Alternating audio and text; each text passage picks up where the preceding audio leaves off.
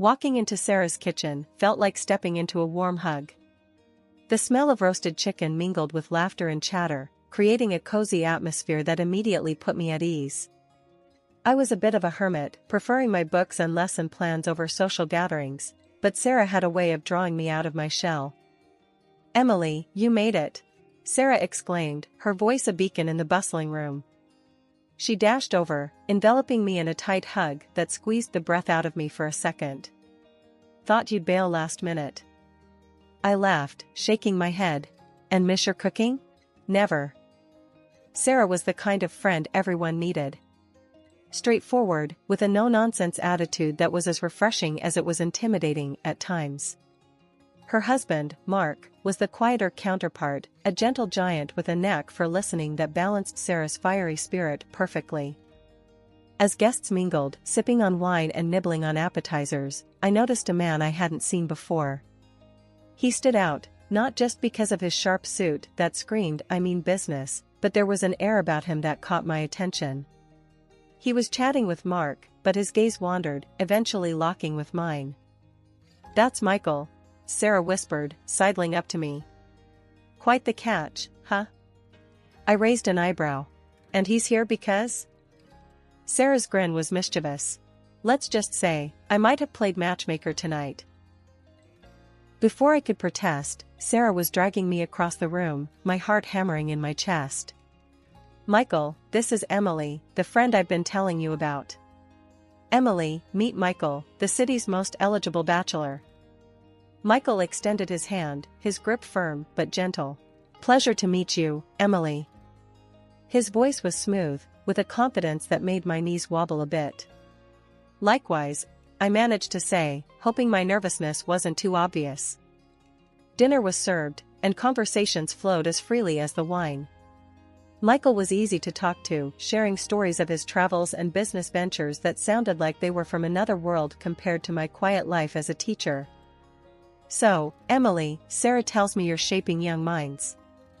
"That must be rewarding," Michael said, his eyes twinkling with genuine interest. I shrugged, feeling a blush creep up my cheeks.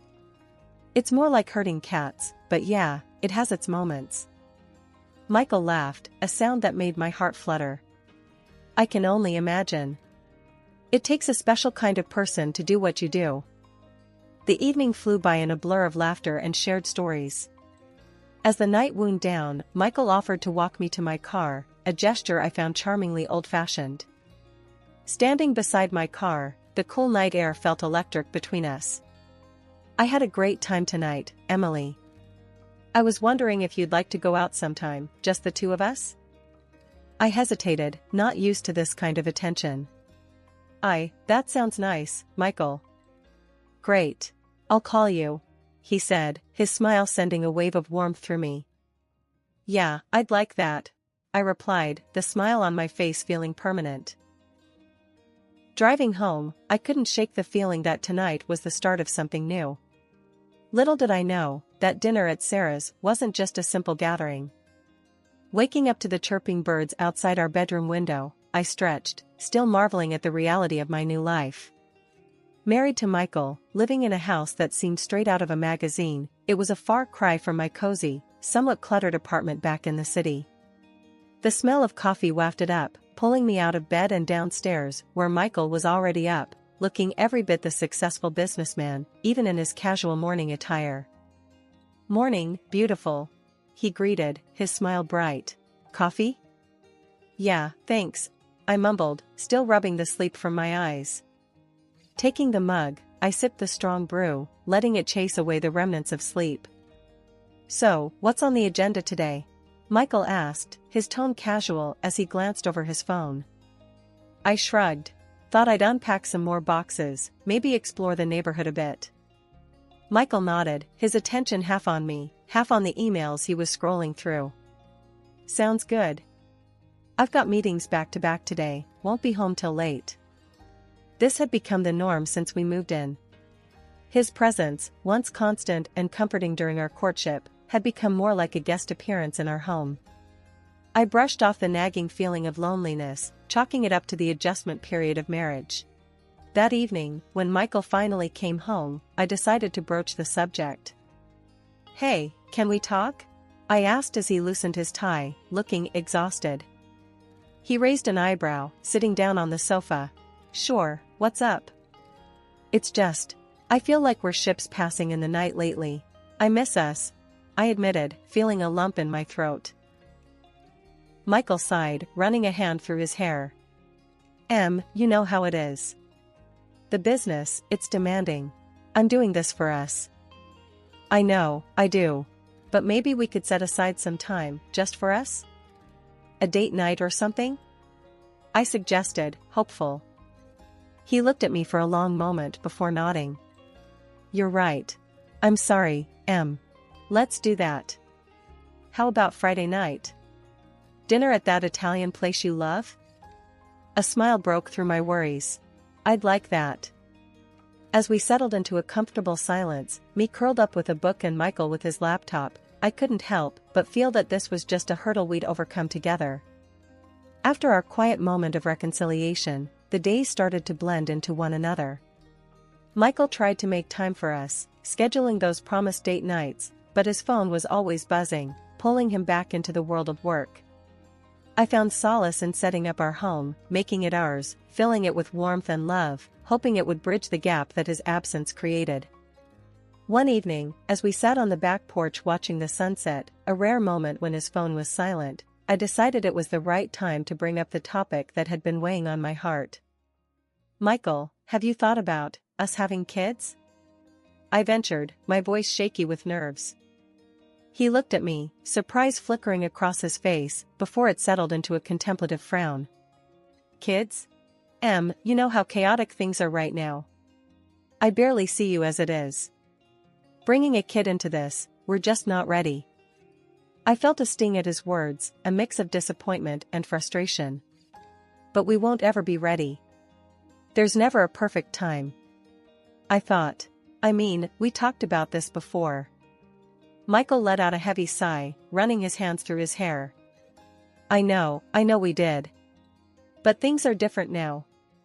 The business is at a critical point, and we're just not in the right place for this, His words felt like a punch to the gut, leaving me winded.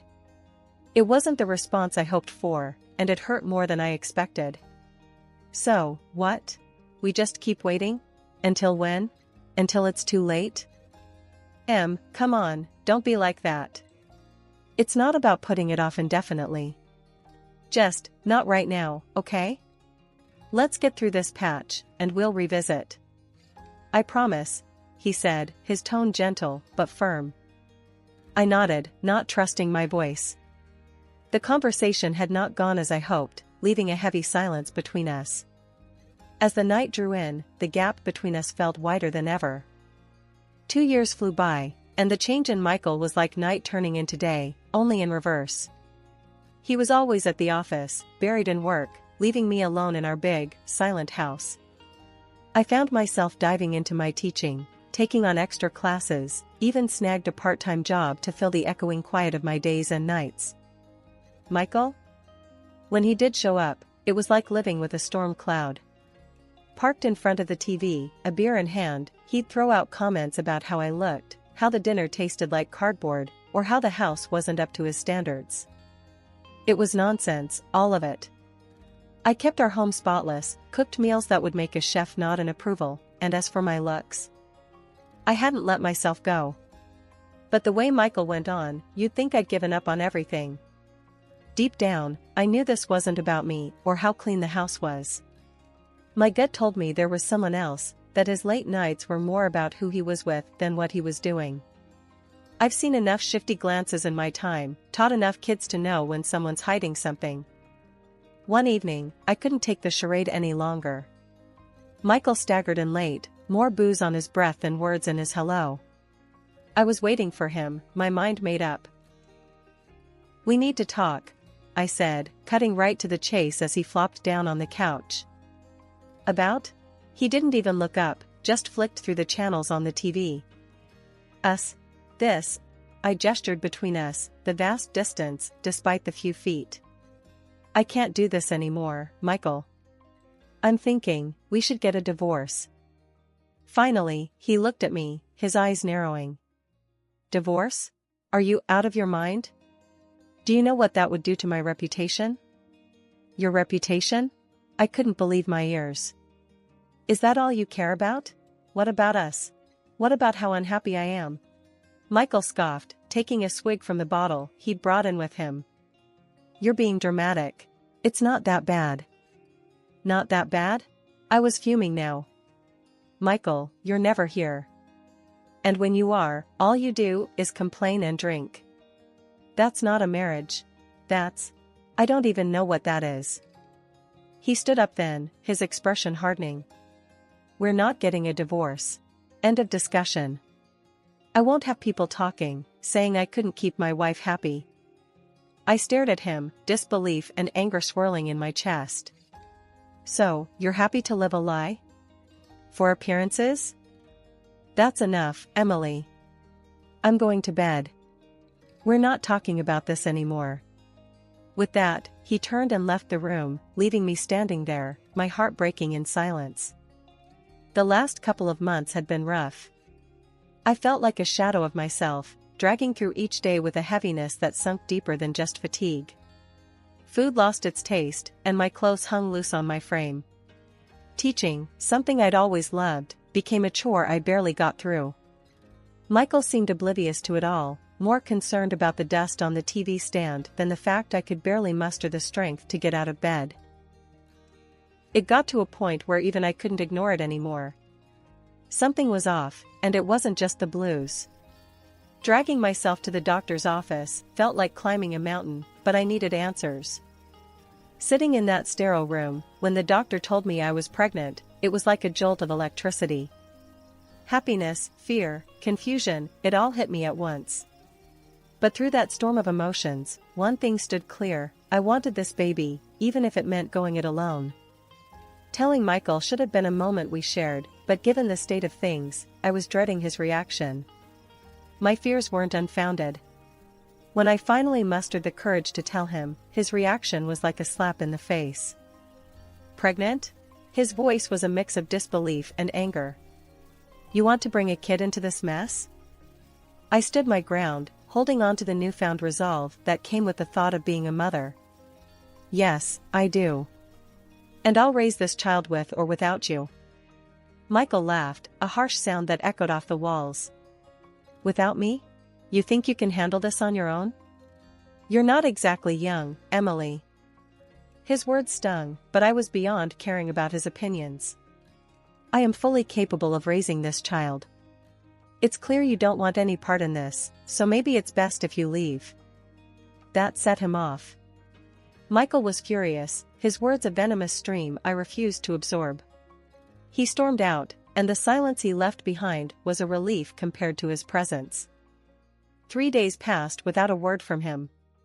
I was alone, truly alone, with a life growing inside me and a marriage crumbling around me. I couldn't understand how we got here, how the man I married became a stranger, how our plans for a family turned into a battleground. My mind was a jumble of thoughts, worries about the future pressing down on me. That's when I stumbled upon something that turned my already upside-down world completely inside out. Late one evening, while scrolling through my phone, trying to distract myself from the loneliness, I noticed a message request on Facebook.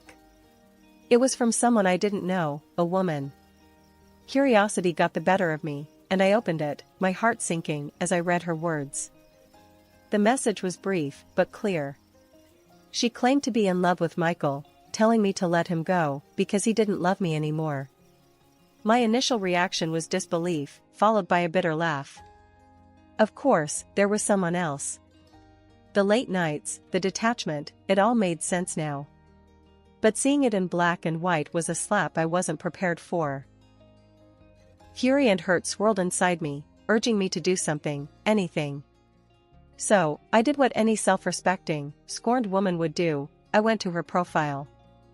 There, smiling back at me from the glowing screen, were pictures of Michael and her, cozy and smiling, a stark contrast to the coldness I'd been living with. I felt sick, my hands trembling as I put the phone down. It was one thing to suspect, another to have it confirmed so blatantly. I needed to confront Michael, to hear him admit it. But first, I needed support. Staring at my phone, the message from Michael's mistress still burning bright on the screen, I felt a surge of disgust and betrayal so intense it was like a physical blow. My hands shook with a mix of rage and heartache. Without thinking, I dialed Anna, my sister, needing someone to anchor me in this storm. Anna. I choked out the moment she answered, my voice a whirlwind of emotions. He's been cheating. There's someone else, and she had the nerve to message me. Anna's voice came through, sharp and clear, laced with anger on my behalf. That lowlife. Are you okay? What are you going to do? I'm done, Anna. I'm filing for a divorce. I can't do this anymore. Not only that, I'll make sure he pays for this, compensation for his cheating and alimony for the baby. I said, my voice growing stronger with each word, my resolve hardening. Before Anna could reply, a shadow fell over me. Michael had entered the room, his face a mask of fury and shock. Without a word, he snatched the phone from my hands, ending the call. Filing for divorce, huh? And you think I'm going to just roll over and accept that? He spat out, his voice laced with disdain. I don't care what you accept. You've made your bed, and now you're going to lie in it. I want nothing to do with you. I shot back, my heart pounding in my chest. Michael sneered, a cruel smile twisting his lips. I'm not marrying her, Emily. It was just an affair. And you think I'll give you a divorce? Pay you alimony? He laughed, the sound bitter and cold. I won't let you drag my name through the mud. And I sure as hell won't be paying for a kid that might not even be mine. His words were like daggers, but I stood my ground. You don't have a choice. I'll go through the courts if I have to. You think you can live this double life, juggling your wife and your mistress, without any consequences? You're wrong. Michael's anger seemed to boil over at that. You have no idea what you're getting into. I won't let you ruin me, he hissed, his face inches from mine. I'm not the one who ruined us, Michael. You did that all on your own. And now you're going to face the consequences, I said, my voice steady despite the storm of emotions raging inside me. The words Michael spat out about not wanting the baby and his refusal to leave his double life behind hit me hard. I was reeling from his coldness, his outright cynicism. In that moment, my decision was made, I was leaving. But as I turned to grab my things, a sharp pain cut through my stomach, so intense it ripped a scream from my throat. Michael, call an ambulance. I gasped, doubled over in pain, clutching at my belly. He looked at me, annoyance flickering in his eyes, before being replaced by a reluctant sense of responsibility. I'll drive you, he muttered, clearly irritated by the inconvenience. It was pouring outside, the kind of relentless rain that blurred the world into a watery haze. I struggled to the car, each movement a burst of agony. Michael drove, silent and tense, as we navigated the slick country roads. Then, horror struck, a warm rush of blood, a crimson stain spreading over my clothes and onto the car seat. Michael! I cried out, terror seizing me. There's so much blood. His reaction was a mixture of anger and disgust. Get out! He barked, pulling over with a screech. You're ruining the upholstery. In disbelief and pain, I somehow managed to get out of the car, expecting I don't know what. Help, maybe? But Michael just drove off, leaving me there alone, in pain and bleeding on the side of the road. I don't know how long I was there before darkness swallowed me whole. When I woke up, the sterile white of a hospital room greeted me, and my sister, Anna, was there, her face etched with worry and relief. Emily, thank God, she breathed out, squeezing my hand. I found you on the road. I was so scared when our call dropped, and I came looking for you. The pain had dulled to a throb, overshadowed by a heavy sense of loss. The baby? I whispered, fearing the answer. Anna's eyes filled with tears. I'm so sorry, Em. They couldn't save the pregnancy. Grief washed over me, a tidal wave of sorrow for the life that would never be. Amidst the pain, Anna shared that Michael had been in an accident too, found not far from where she'd found me. It seemed fate had a cruel sense of irony. He's here, in the hospital. It was his fault, the crash, she said quietly. It wasn't long before a police officer entered my room. He was a middle-aged man with kind eyes, introducing himself as Officer Daniels. He pulled up a chair, his demeanor gentle yet professional. "Mrs. Thompson, I understand this is a difficult time for you, but I need to ask you some questions about last night. Your sister informed us of the circumstances leading up to your situation," he started, glancing at Anna before turning his attention back to me. Taking a deep breath, I nodded, signaling him to continue. "Yes, I'll tell you whatever you need to know." Officer Daniels nodded, taking out a notepad. "Can you tell me about the argument you had with your husband?" The memories came flooding back, and I recounted the events, my voice steady, despite the pain that throbbed in my heart. We argued about our failing marriage, about his infidelity. And then, when I needed him the most, he abandoned me on the side of the road. The officer's brows furrowed as he scribbled down notes. "And he was aware of your condition? That you were pregnant?" "Yes, he knew. I told him, and he didn't care. He left me there alone," I managed, the bitterness in my voice surprising even me. Officer Daniels's expression softened. "I'm sorry you had to go through that, Mrs. Thompson. Based on your account and the preliminary investigation, we're looking into charges of neglect and endangerment against your husband. His actions led to serious consequences for you and the loss of your pregnancy." Anna squeezed my hand, her presence a silent support. The thought of Michael facing consequences for his actions was a cold comfort, but it was justice, however small. "What happens now?" I asked, the weight of everything crashing down on me all at once. "We'll proceed with the investigation, and I'll need you to provide a formal statement when you're ready. We'll do everything we can to ensure your husband is held accountable," Officer Daniels assured me, his voice firm. As he stood to leave, he paused, looking back at me. "Take care of yourself, Mrs. Thompson. We'll be in touch."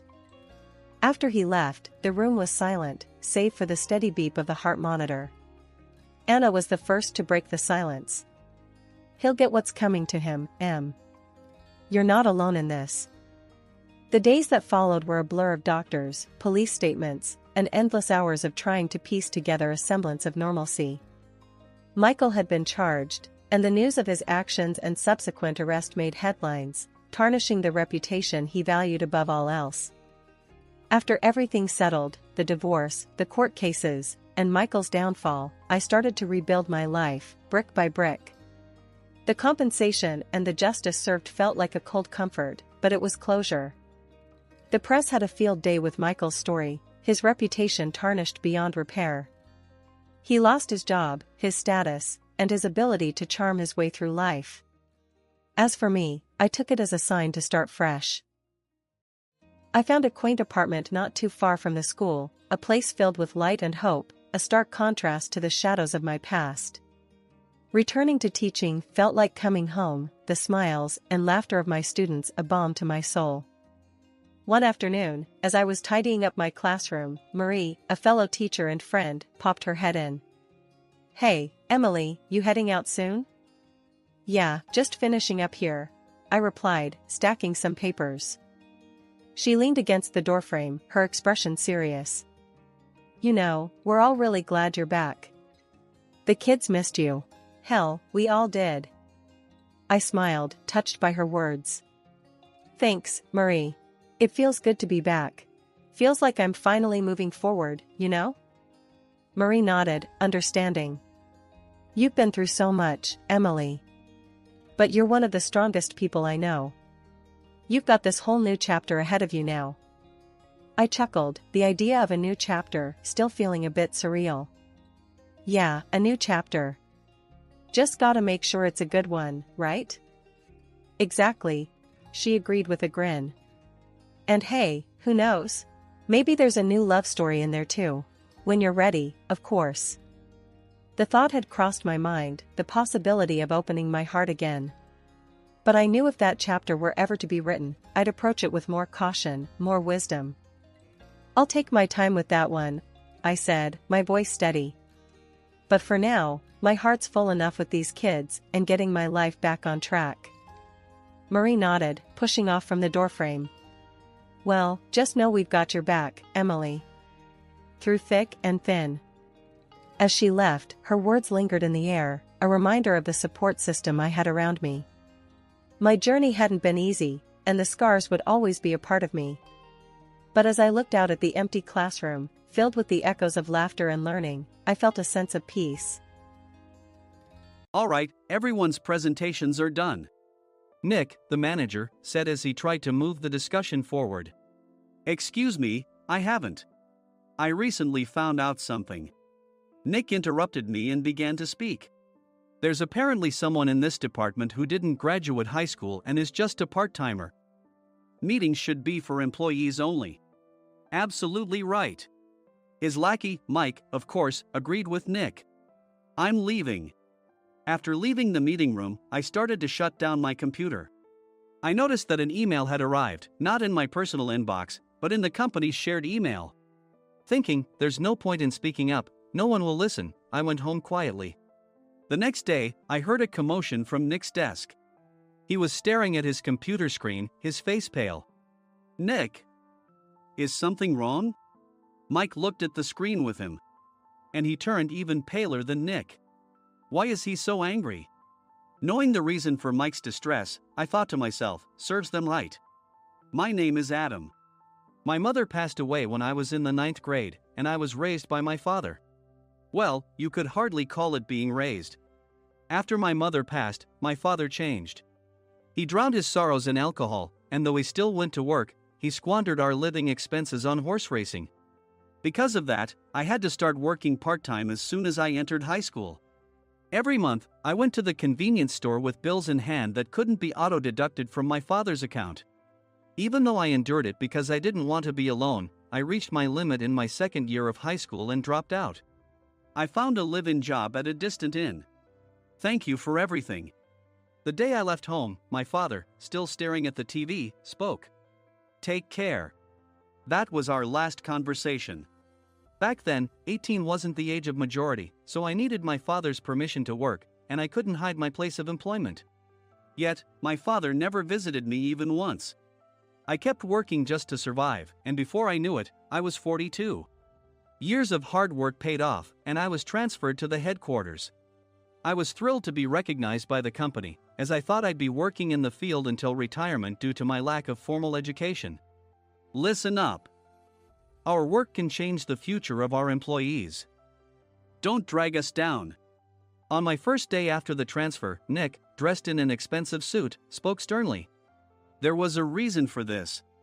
Our inn was located in a prominent tourist destination, known so well that everyone in the state could sing its commercial jingle. At its peak, we had 5 locations within the state. But that was long ago. Due to financial difficulties and aging facilities, only the place where I had worked for many years and the original establishment remained.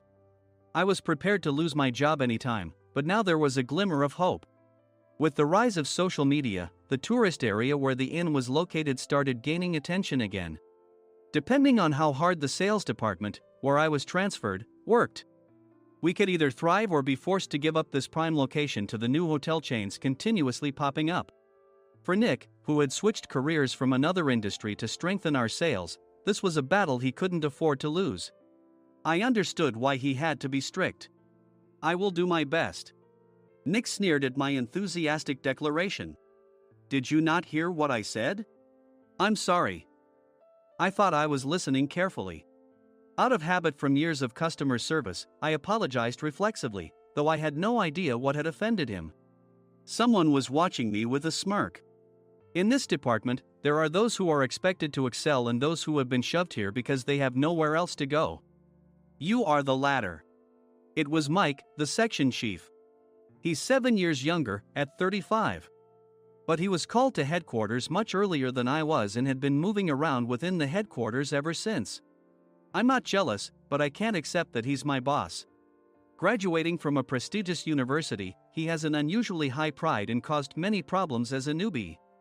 making things very difficult for me when I was the front desk leader. When I found out Mike was transferred to the sales department a month before me, I was disheartened. Mike is right.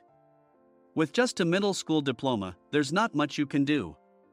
Don't even think about achieving results. As if I didn't exist, Nick remarked, "I'm thirsty." Mike eagerly ran to the coffee maker. It seems Mike is Nick's lackey. I regretted being happy about my transfer to headquarters, wishing I had stayed on site forever. Send a direct mail to every company on this list by the end of the day. Nick only assigned me tasks that even a new graduate could handle. What? There are over 1,000 companies. You want me to send to all of them by today? Yes, if you and your fellow misfits split the work, even those with nowhere else to go should finish by today. I glanced at the employees typing away expressionlessly. They were worn out from customer service, only thinking about leaving on time, or were women reassigned after having children. With zero motivation for work. Even Sam, a new graduate from the same university as Mike, who was supposed to be among the expected achievers, had no enthusiasm for the job. Having joined the company wanting to do customer service. I don't care what they say, I plan to quit anytime, he said. Only Nick and Mike were highly motivated, making all the decisions between the two of them. I originally only wanted to work at the inn to survive and had no particular attachment to this job. I swallowed my words, thinking I had no right to reprimand them. About a month after the transfer, Nick told us with a frustrated look. To commemorate the 50th anniversary, we've decided to create a plan exclusive for one group per day. Originally, Mike and I were supposed to come up with it, but our president, Mr. Thompson, insists on hearing everyone's opinions. So, you all get a chance. As Nick explained, Mike began handing out prints. Make sure not to embarrass Nick. If your ideas are half-baked, you'll have to redo them. It seemed that they had printed his handwritten notes by Mr. Thompson, which included several questions and a section for free responses. It made sense why Nick had to seek our input, given that all responses had to be submitted to Mr. Thompson. We were given a week to think about it, and a meeting was scheduled to compile our ideas. My plan is to let guests enjoy both the old and modern America. Nick began the presentations. Guests would watch a master confectioner at a nearby traditional sweet shop make sweets in front of them. The welcome drink would be premium tea in a bottle. Nick's plan was certainly attractive. After his presentation, Nick called on us to present in the order we were seated. Just as I stood up for my turn. All right, everyone's presentations are done. Excuse me, I haven't. I recently found out something. Nick interrupted me. There's someone in this department who didn't graduate high school and is just a part-timer. He was likely talking about me. I joined the company as a part-timer and was made a full-time employee when I turned 20. That was 20 years ago, so Nick and Mike probably had no chance to know until recently. Meetings should be for employees only. Absolutely right. After that, Nick kept creating opportunities to solicit everyone's opinions, purposefully excluding me from speaking. The meeting unexpectedly heated up and went past the scheduled end time. A few people asked to leave, and the discussion continued with the remaining few. Still here? Normally, you'd leave in that situation. Though I had no attachment to the job initially, hearing kind words from customers made me want to make them happier. For someone like me, with nowhere to go, the inn was my home and customer service was my life. I felt pathetic about my current self. I'm leaving. I left the conference room and started shutting down my computer. I noticed an email had arrived, not in my personal inbox, but in the company's shared email. Thinking no one would listen to what I had to say anyway, I quietly went home. The next day, while preparing the DM as instructed, I heard a commotion from Nick's desk. In his haste to stand up, he hit his knee on the desk. He stared at his computer screen, his face pale. Nick! What's wrong? Mike, thinking he should be the first to rush over, approached Nick while still wearing his coat. He peered at the screen with Nick. And he turned even paler than Nick. Why is he so angry? Who is responsible for this company? Nick, more irritated than ever, asked, and Mike answered without checking. Probably Sam. Sam wasn't there because he was attending a morning training session for new hires. Nick gave up on getting angry and returned his gaze to the screen. They were looking at an email that arrived right after the end of the working day yesterday. Apparently, no one, including me, had checked it before leaving. The email was from a large company that used us for their annual employee trips. The president and executives of that company also frequently used our services personally. President of the company, Mr. Mason himself, had declared that neither he nor his company would ever use our services again. Well, some companies cancel their employee trips or stop using our services due to financial struggles. Let's just move on. Mike kept wiping the sweat from his forehead with a handkerchief. Knowing why Mike was so agitated, I quietly watched their interaction. Do you know how much revenue we get from that company? We can find other guests to fill the rooms, but we'll lose the banquet costs, gift shop revenue, rental car fees, and more.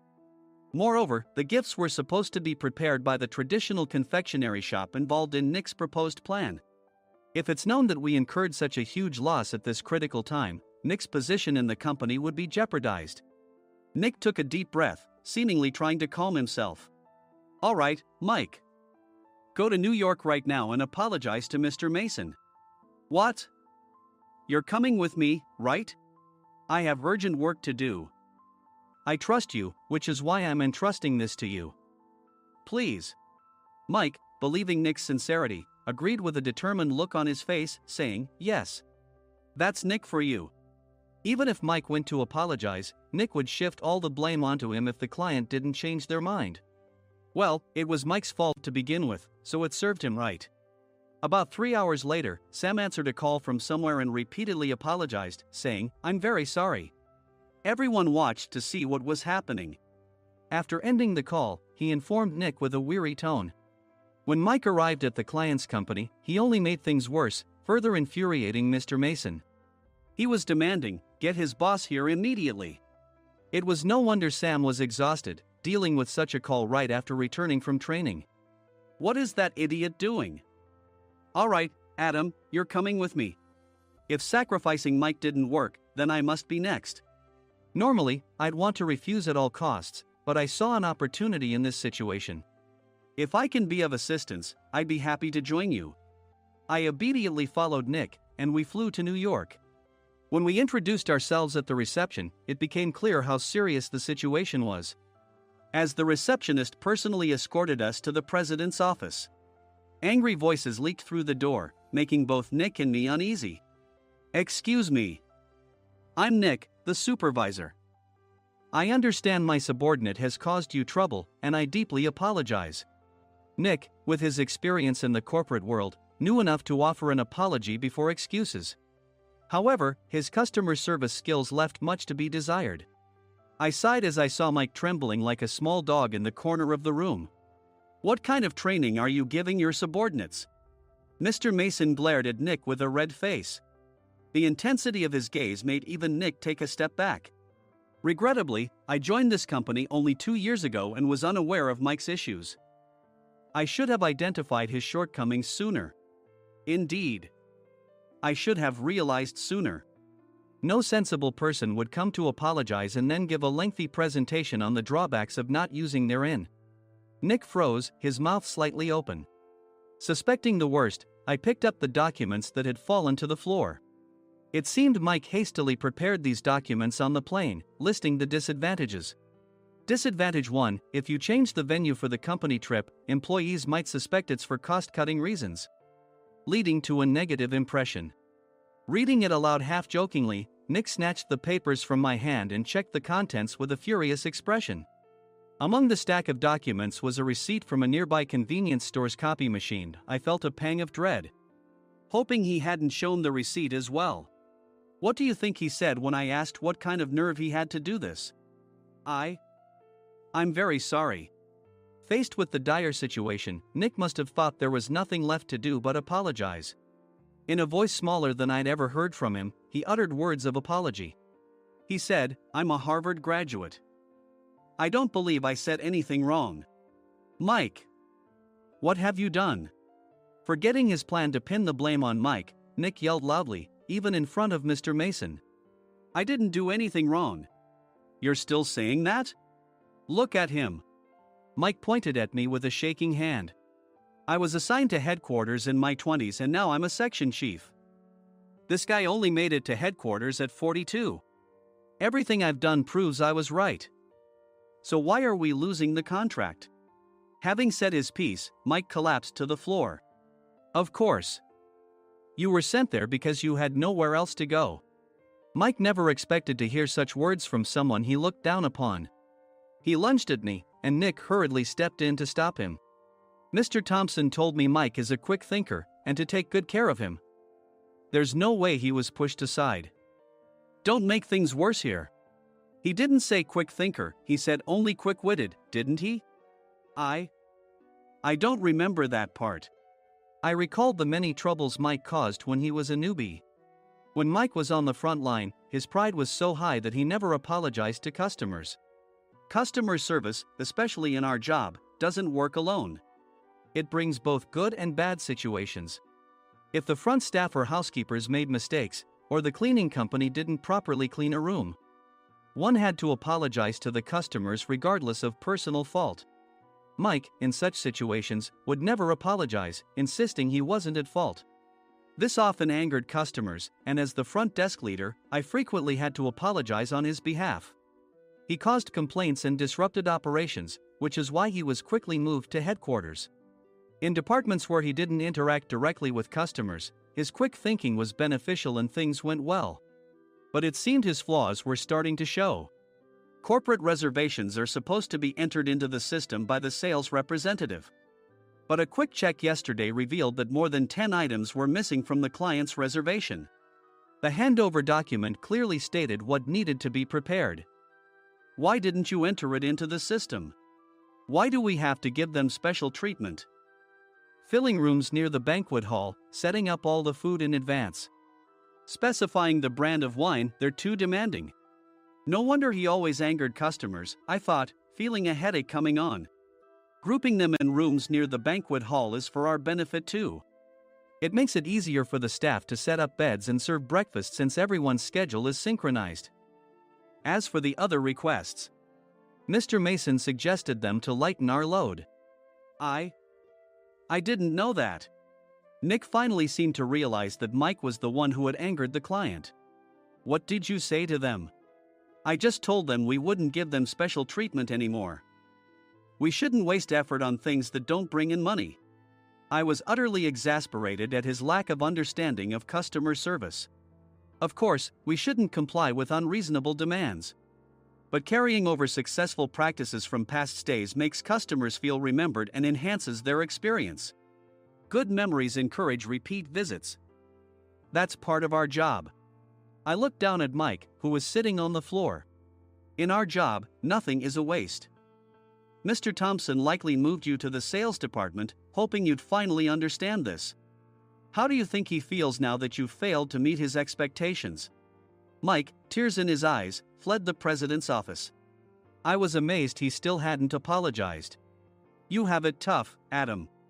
It's okay, we're all employees of the same company. I deeply apologize for this disrespectful incident. Especially after all the care you've shown us. If it weren't for you, Adam, I really would have stopped staying here. When I heard you were moving to the sales department, I was willing to reconsider if you handled it. Seeing us talk so amicably, Nick's face contorted. Do you two know each other? Adam's service is excellent.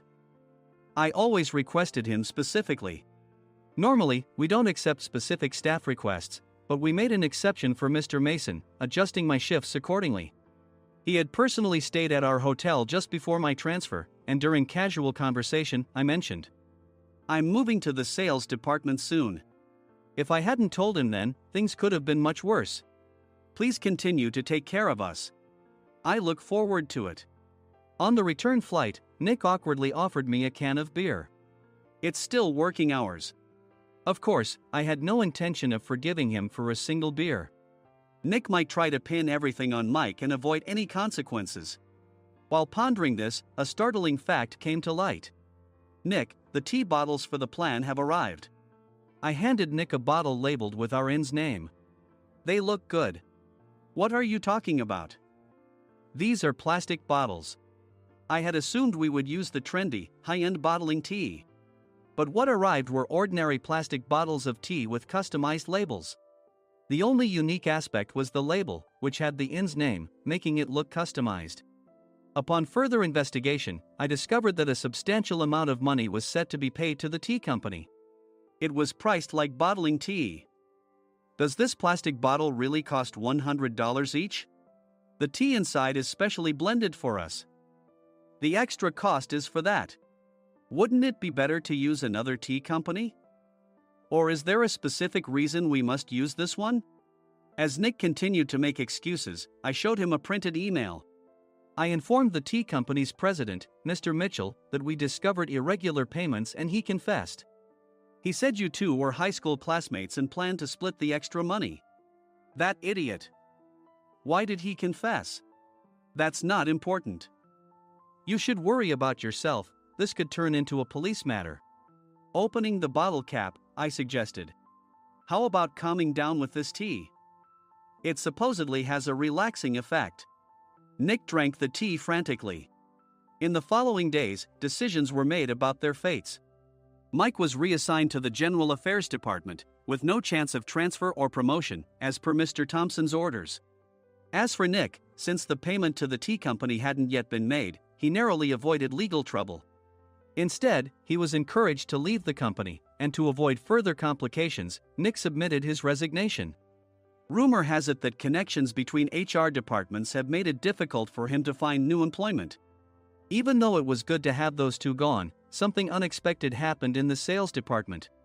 Everyone became motivated and united in refining the 50th anniversary plan. In the end, my plan was adopted.